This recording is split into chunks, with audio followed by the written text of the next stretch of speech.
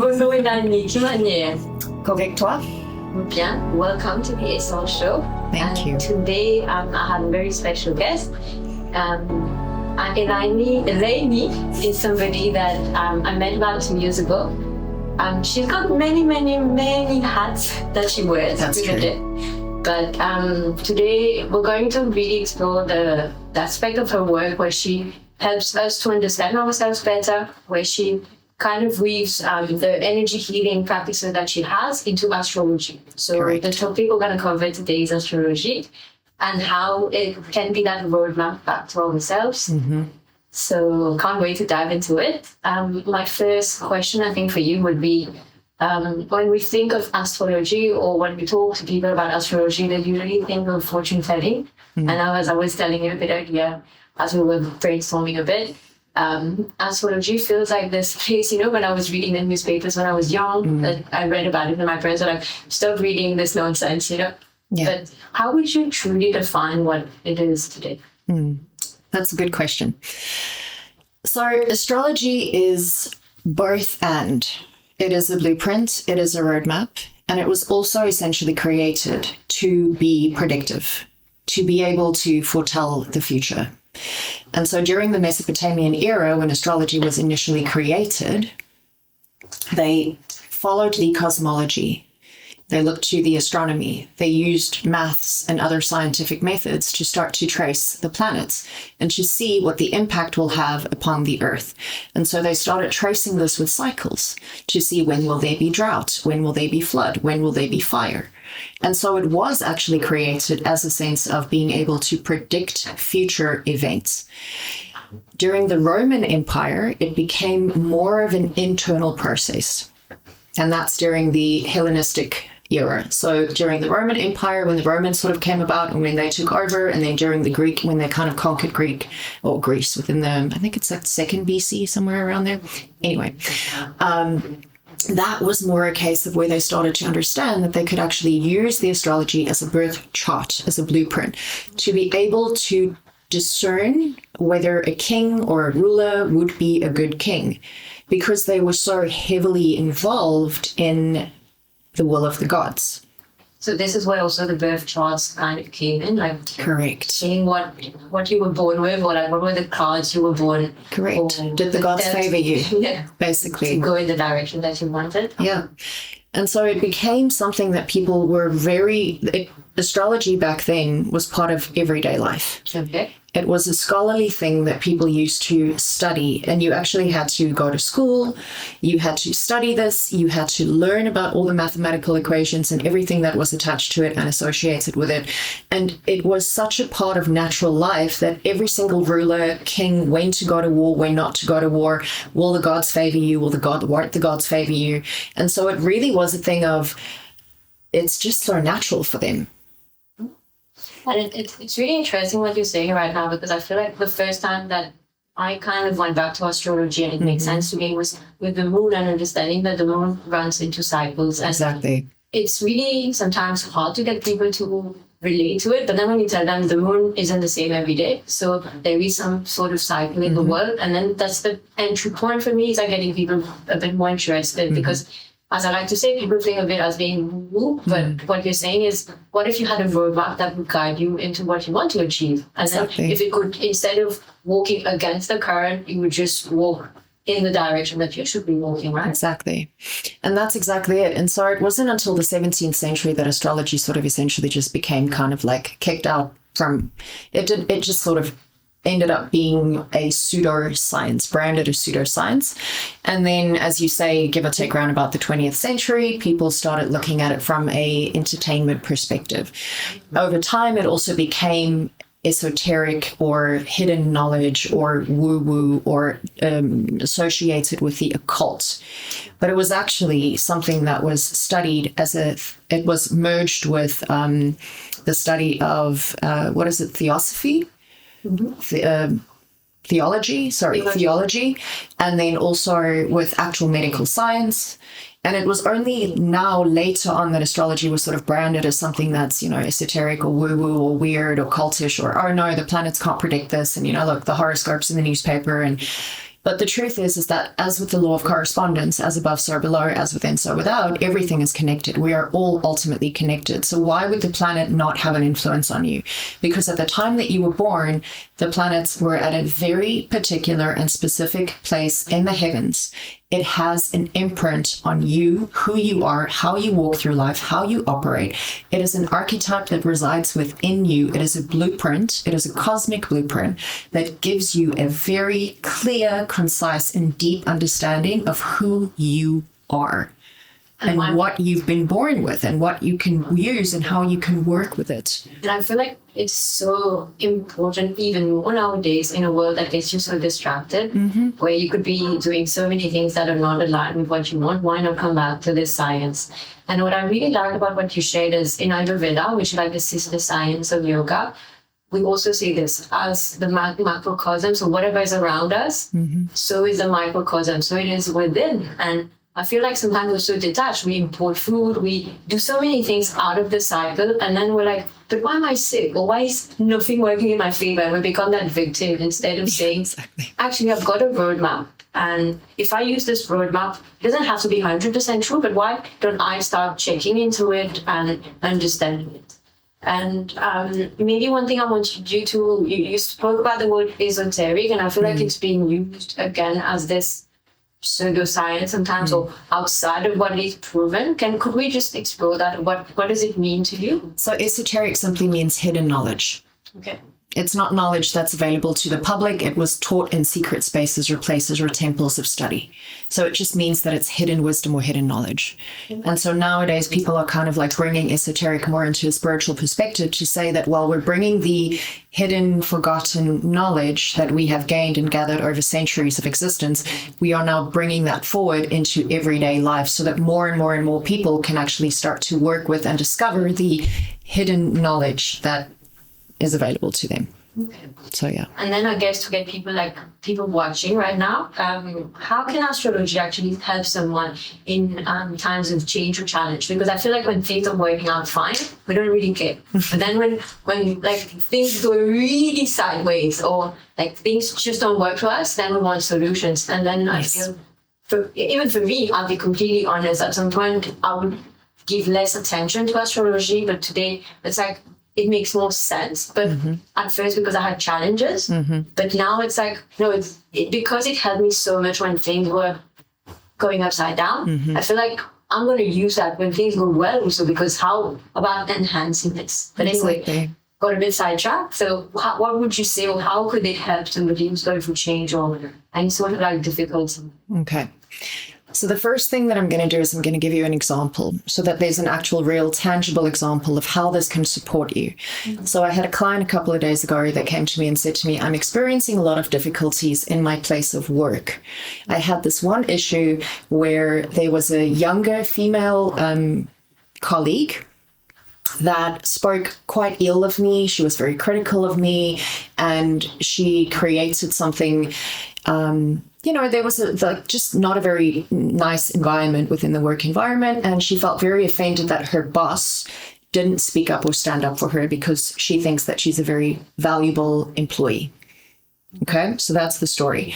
When I looked at her chart, Venus, the younger woman, was in her 10th house of career and reputation, conjunct the South Node of loss, in Virgo, criticism and critique. In a square to Saturn, her boss, her older figure, in her 6th house, again associated with work. The square is a challenging aspect, and it was in Taurus, her sense of self-worth. So interesting. And so it literally was I could not have given you a better example of how the planets, the archetypes, the situations can support you in understanding why certain things are happening and how you can use them to give yourself grace and to consciously work with them to overcome the challenges. Because once we said to her, well, it's kind of happening because of these placements, we can give you a black and white reason as to what is happening and why you're experiencing the challenge. And she said to me, oh, wow, this makes so much sense. oh, that feels so good. I'm just relieved, because it gives you that sense of validation. It gives you that sense of, oh, okay, thank goodness it's not just me. There is actually a reason why this is happening. And so it gives you that grace, and you can have compassion with yourself. And this is how astrology can help you overcome changes or challenges, because it acts as a method, as a tool, as a sense of vindication, validation, something that you can just use to go, oh, okay, thank you. I'm not crazy. It's not just me. And I now actually know why this is happening and what I can do to consciously work with it and to overcome the challenge, so that I don't keep operating in the victim, the wounding of it, so that I can rise above it and actually start to step up and raise my consciousness and my awareness and choose how to influence my actions and my thoughts based on what I now know. So it's like knowing what the cards you're dealt with, and then Exactly. making a conscious choice in a Correct. sense. So like saying, okay, this is what it is. I can't change the foundation right now, but I can still change how I respond to whatever's been going on. But that's exactly it. And I like at some point, like social media, I was reading and it made me laugh, but it's so true. Like, when there's Mercury retrograde now, people are like just blaming on the stars or blaming on the planets, like making jokes up. Everything failed. I didn't do my emails because it's Mercury retrograde. And I feel like this is the funny side of it, but it's so true. Like, if I could share how many times things were just not working out for me, and whatever I did, I was so kind of very precise and clear about what I did. And then you start to understand that don't blame, like in a joking sense, but understand that sometimes there are situations that are favorable, and sometimes there are situations that don't help you. So just try to work with that. I feel is quite important. Yeah. And what would you say to somebody that felt like this is totally nonsense? I'm not asking you to convince them that their opinion is wrong, but how would you get them more interested in astrology? I wouldn't. You wouldn't? No. I think that everybody has a choice, and I believe that I guess there's free will, right? It's not my job to convince you of anything. I can ask you, okay, if you don't believe me, give me your time of birth, your month, your year, all of the things. I can draw up your chart. I can ask you, all right, give me one thing that's happening in your life that you're struggling with. Give me one aspect of yourself that you're having a difficult time accepting. And I can show you exactly where that is in your blueprint. And if that doesn't convince you, then that's okay. I can remember the first time that I had my astrological reading review. And I remember it was 100 pages. Yeah. And some resonated. And at some point I was so much information, so true. But then my brain was boom, there's too much going on. But when I went back and read it, and I feel like sometimes our minds want to contradict also. Absolutely. She said all this, but my birth chart says all this, but I'm going to prove that this is wrong. Yeah. I'm going to prove that this is whatever. I am the one in charge of my will, and I can do whatever I want. And then I think it was about a year ago, and then with time I started realizing this is also the ego that is speaking, right? Absolutely. Because if you start to realize, as you say, there was a specific time, specific alignment of planets, I see astrology today for me as this validation, but not just validation. It's this support. Exactly. It's a support system that is just there and saying, okay, it's a tool. Yeah, and it's given me even the courage to do what we're doing right now. This show. But I feel I would encourage people, at least for me, it's not convincing them, but say, why don't you just try? Try it, experiment with it, and if it really doesn't work, then dismiss it. But at least, why not try? And it's a bit like what I want to do with the show is take what resonates, and then just leave whatever doesn't on the side, because we're just trying to share and to have different conversations. And my next question would be... Sorry, can I just go back to that quickly? Sure. So I think that it's a very valid point that when you say that, the planets in the sky, at this place, at this time, when you were born, I don't believe in coincidence. I think that everything is perfectly designed and created by God, universe, whatever you want to call it, right? That ultimate creator. Nothing is coincidental. And so... what you were gifted at the time of your birth can be found in your blueprint. It can be found in your astrology chart, your natal chart. It will show you your strengths, your weaknesses, your challenges, the areas of life where you may internally have conflict within yourself. Because the blueprint, the astrology, the natal chart, if you will, it's for you to get to know you. It's not so that, okay, I mean, like, listen, don't get me wrong. Here I am talking about astrology and now I want to criticize astrology. But like, at the same time, I'm not into, okay, I'm going to get married at this time because, Saturn is sitting on top of my blah, blah. Like, it's not that kind of thing. It's if you're on a journey of self-discovery, you want to get to know yourself better. You want to start to uncover who am I outside of the noise, then I would highly recommend astrology, because this is literally the thing that is going to show you exactly who you are, what your gifts are, what your weaknesses are, what your talents are, how you can overcome anything that's in your life, why you even experience certain things that you experience, how you think, how you operate, what your energy is like. It's all of it. And it really gives you that tangible, practical thing that you can use to uncover and discover who you authentically are outside of the conditioning.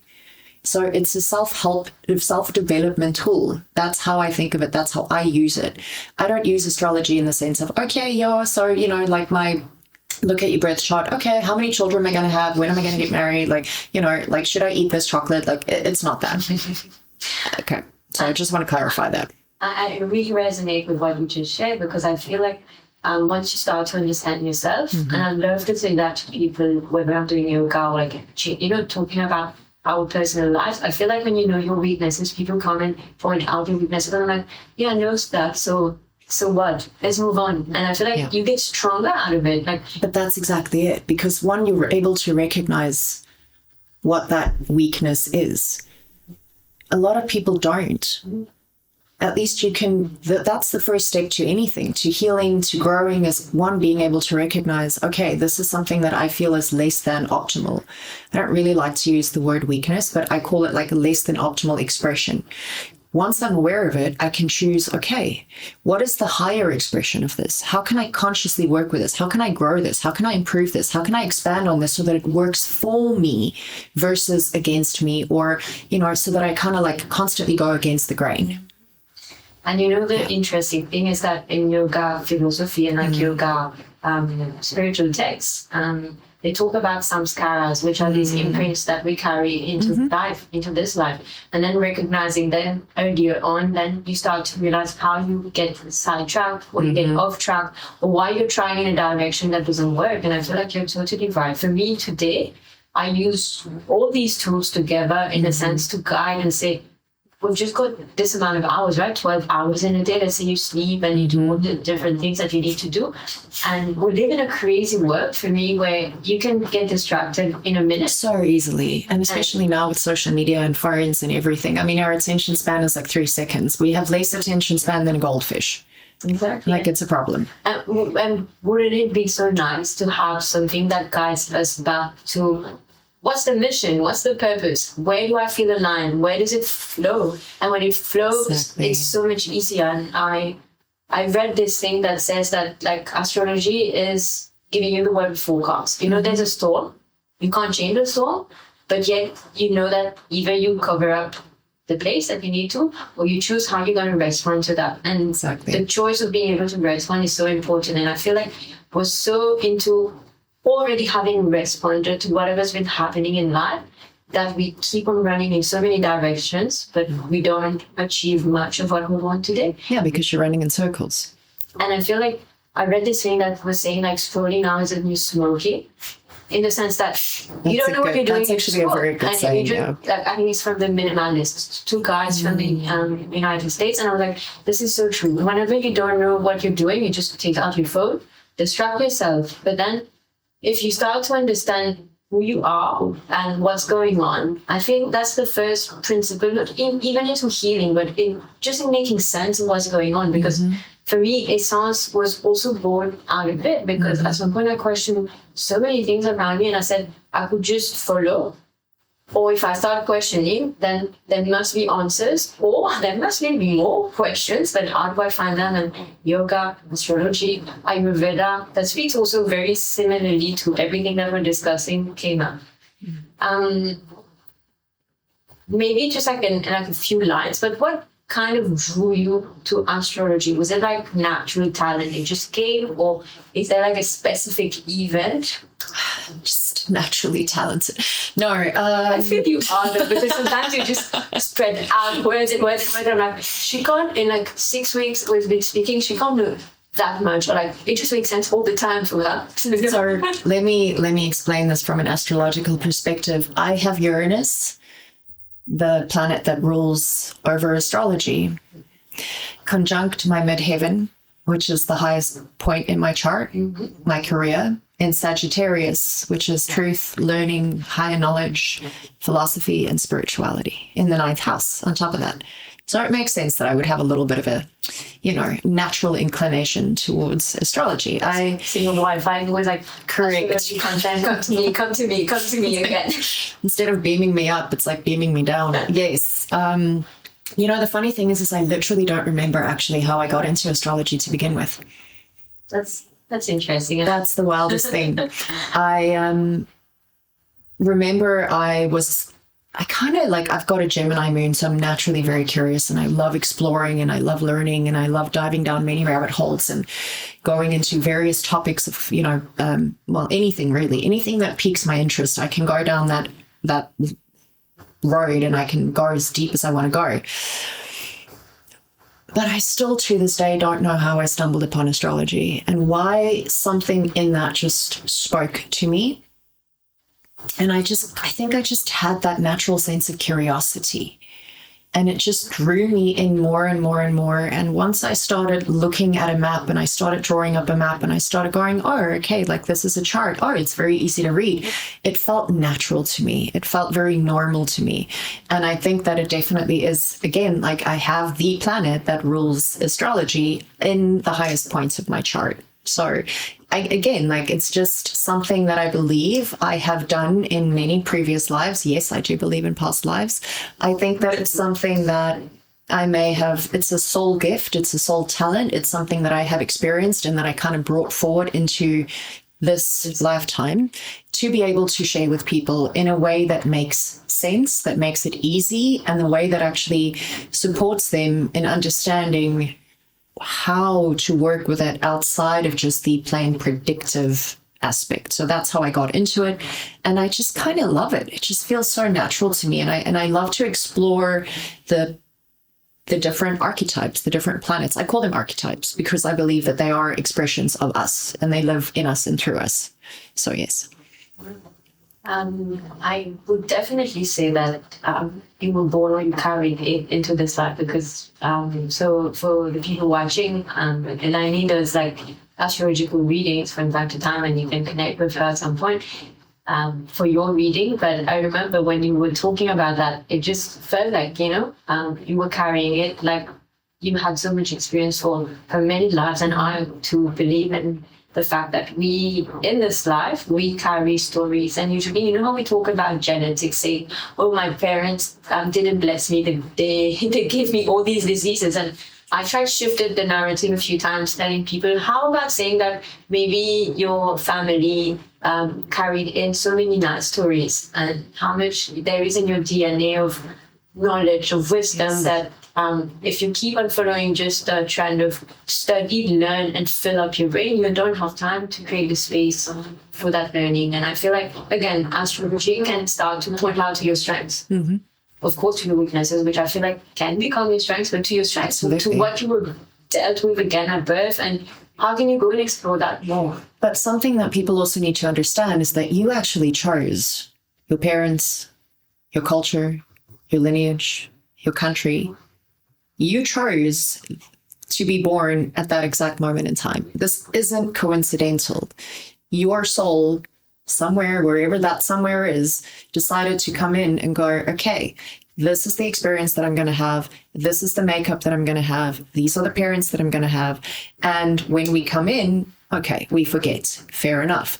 But it is an experience of growth and exploration and expansion. And you're not broken. You weren't given something terrible from your parents just because, oh, in my ancestral line, there is cancer or diabetes or heart, disease or whatever it is. It's like, stop focusing on everything that's wrong.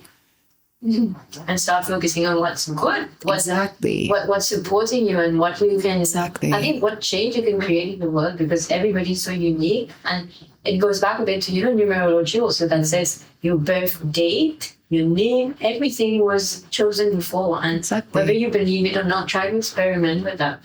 Yes. But now maybe putting it more into like practical terms, because I feel like sometimes people are like, okay, great, we've heard about all these beautiful stories, but how, maybe like, I remember before I would speak about myself as being a Capricorn. So I'm a Sun in Capricorn. And then I discovered I actually have my moon in Leo and have my ascendant in Pisces. Correct. Yeah.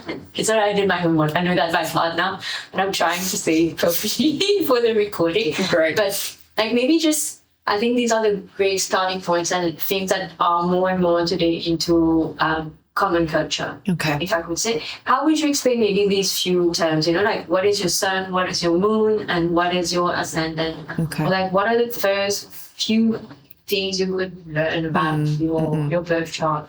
All right. So in order for you to get your ascendant, you need to know your time of birth. That's the first thing. Without your time of birth, you won't be able to generate your rising sign or your ascendant. But essentially, your sun is your personality. It's your outward expression. It's kind of like how people see you. It's how you connect with the world. It's how you shine, right? Your moon is your inner world. It's more your subconscious mind, your unconscious mind. It's the aspects of you that kind of tends to be a little bit hidden. It's connected to your emotional body, and it waxes and wanes as the normal cycle of the moon. And then your ascendant, your rising sign, is what you're actually rising into in this lifetime. It's who you are becoming. It's connected to your first house as well, how people perceive you and also see you, first impressions. So can I use you as an example? Sure. All right, let's break this down for the people. All right, so we're in a room, correct? We're recording a podcast, correct? Okay, and this podcast is going to be shared with thousands of people, correct? Okay, that's your Leo moon. Leo is the entertainer, the talker, the person that wants to be seen, the person that's on television, the person that's doing, music. It's the entertainer. That's your Leo moon. You have a desire to share information that's with a wide audience in a public space because it's an internal desire for you. It's close to your heart.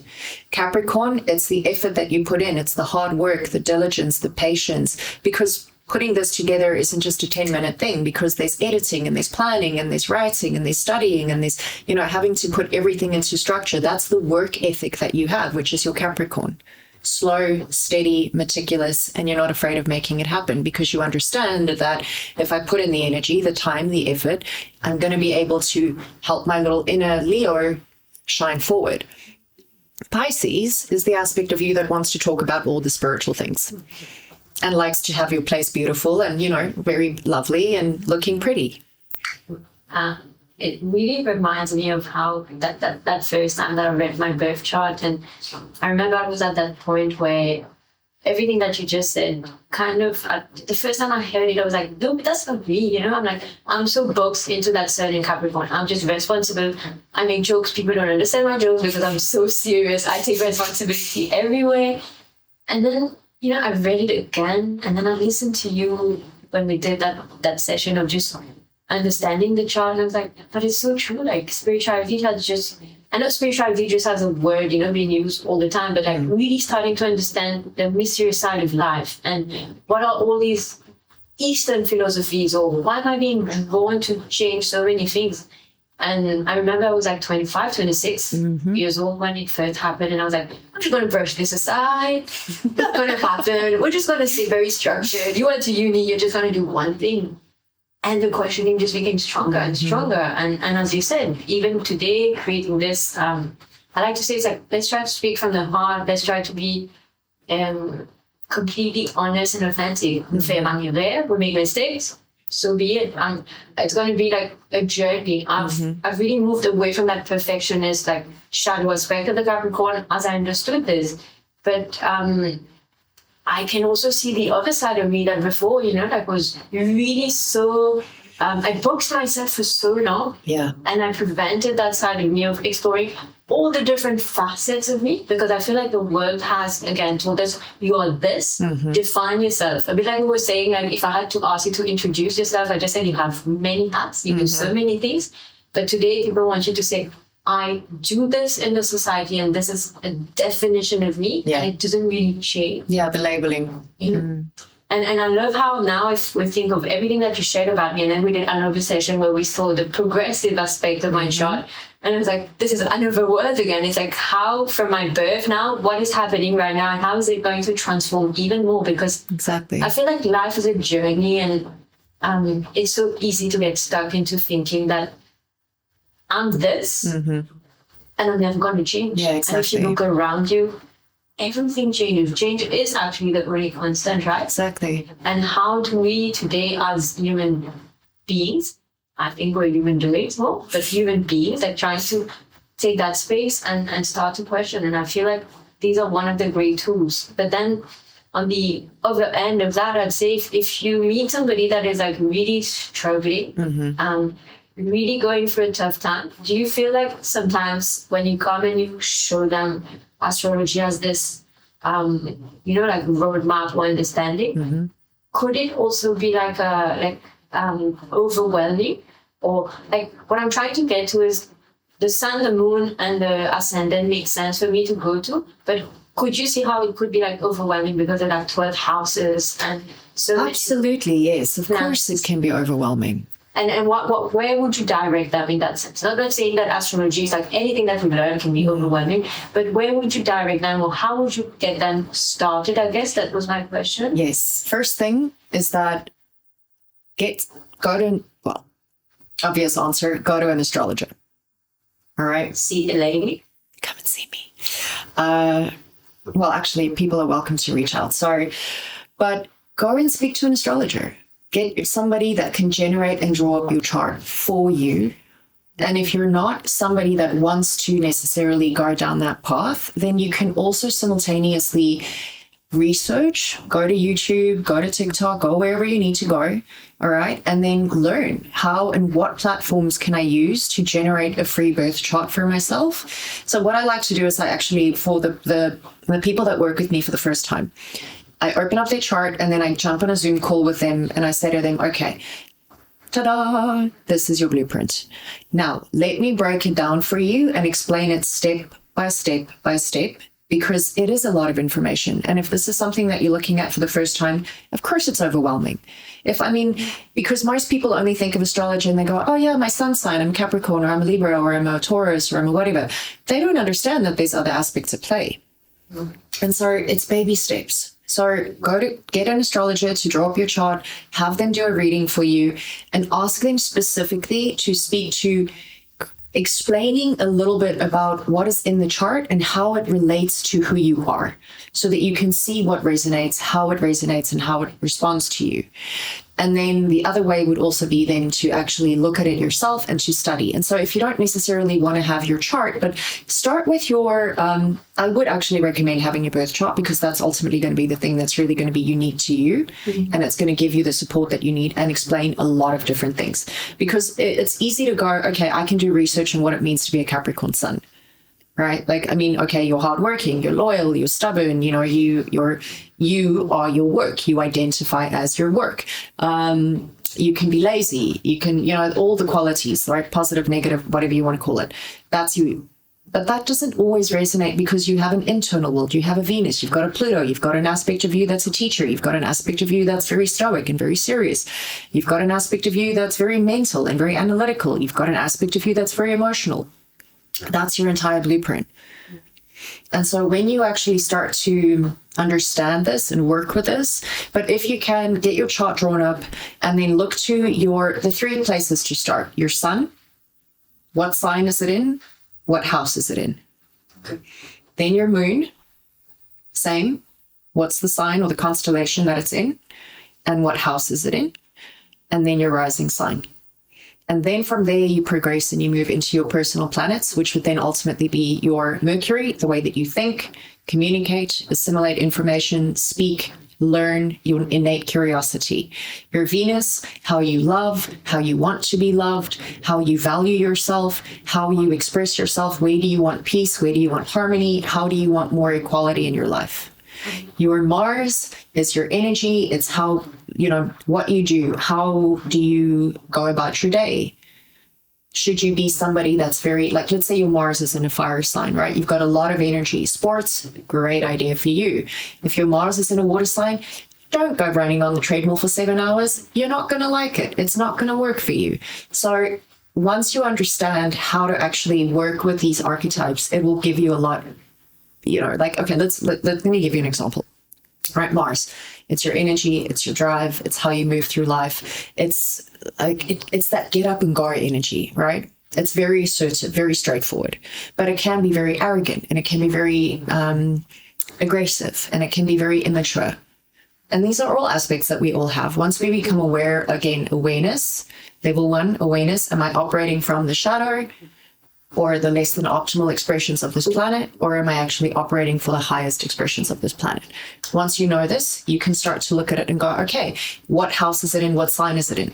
Let's say that it's in a sign that's predominantly water. That would be Pisces or Scorpio or Cancer. That means that the energy within you has to be driven through your emotional body.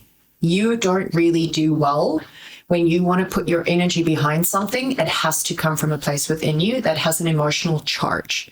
If it's something that you feel you need to achieve because people just simply tell you to achieve this, like society, okay, you got to get up, you got to go to the gym. You try, you fail. You try, you fail. You try, you fail. Because that's not what your Mars is designed to do. And then you become criticizing and you critique yourself and you become hard on yourself because why don't I have the ability to get up in the morning and go to the gym? What's wrong with me? I'm just sitting here. And it's like, no, it's because your energy needs to be moved in a very different way. And so this is how people can start to work with it, understand it, and actually get to learn more about it. But step 1, get your chart drawn up. Astrology or astrologer, otherwise learn how to do it yourself. Step 2, work with your sun, moon, and ascendant or rising, and then move into your personal planets. Once you feel comfortable with that and you've done your research and you can play with it, you can experience it, you can look at what the different things mean, then you can start to take it further into your social planets and into your generational planets. So your Jupiter or Saturn or Neptune, those kinds of things. So yeah. I guess it's like whenever you wanted to learn to walk, right? You start by falling and then you get up a bit. So I feel like for me it was like understanding the sun, the moon, and the ascendant or rising sign made sense. And I kind of stopped there, got it in, integrated it, and digested it, and then moved on to something else. Yeah. And I when I think of everything that you just shared, I also feel like it's, again, about this moment of recognizing that we don't have a one-size-fits-all.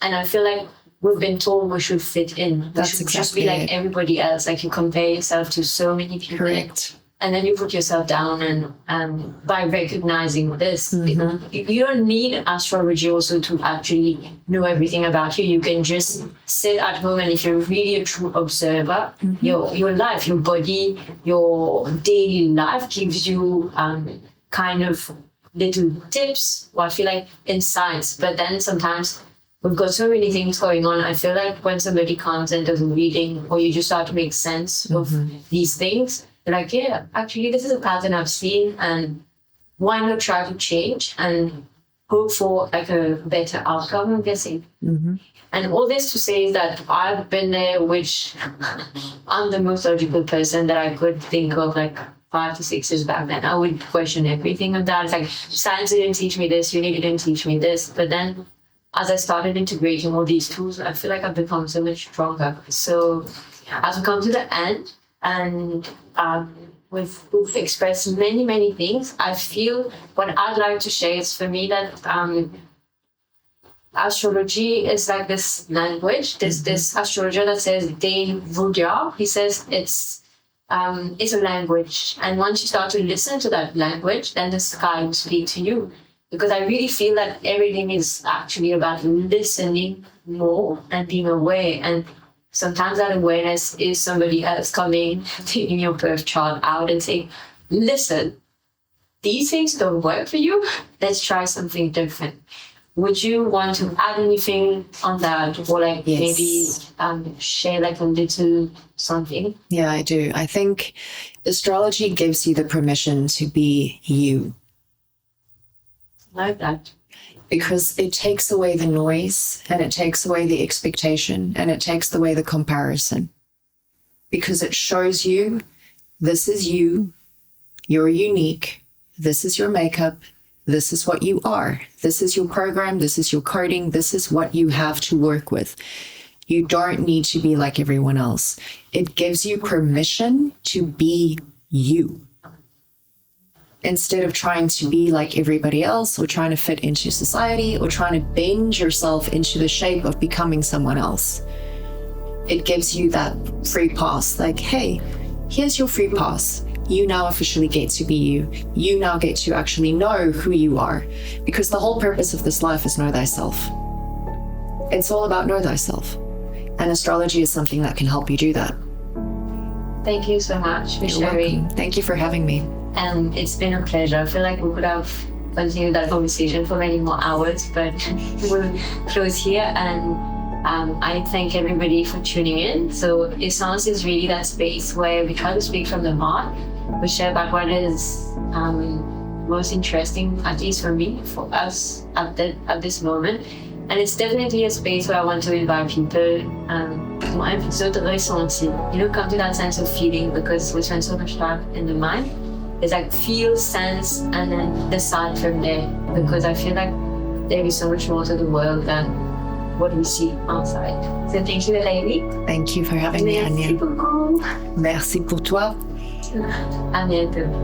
Hey everyone, thank you so much for tuning in today. If you'd like deeper insights, personal reflections, or resources, make sure to subscribe to my newsletter. You'll find the link in the description below, or you can visit my website, Est-Sens.com. I invite you to subscribe to my channel so that you don't miss any episodes.